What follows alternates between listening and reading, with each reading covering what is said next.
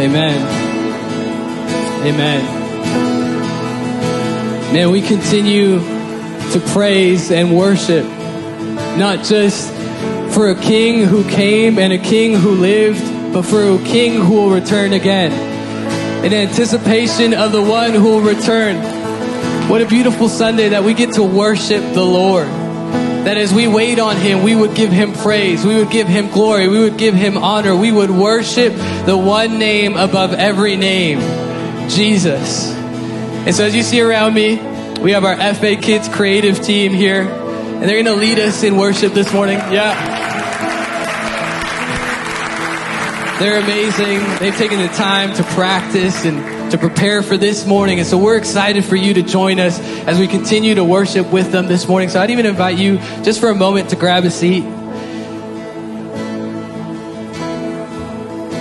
And as we worship together, that we would remember the significance of Palm Sunday.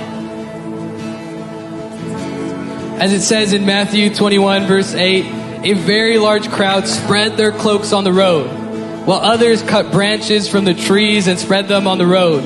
The crowds that went ahead of him and those that followed shouted, Hosanna to the Son of David. Blessed is he who comes in the name of the Lord. Hosanna in the highest heaven. When Jesus entered Jerusalem, the whole city was stirred and asked, Who is this?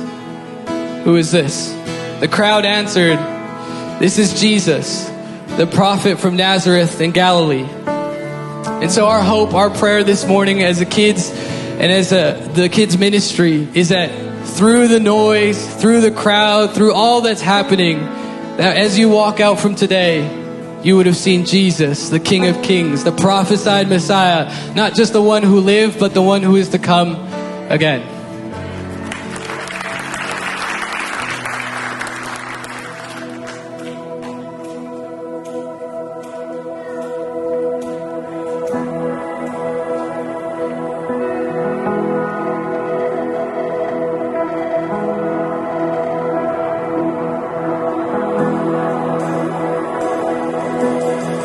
There was a moment when the lights went out,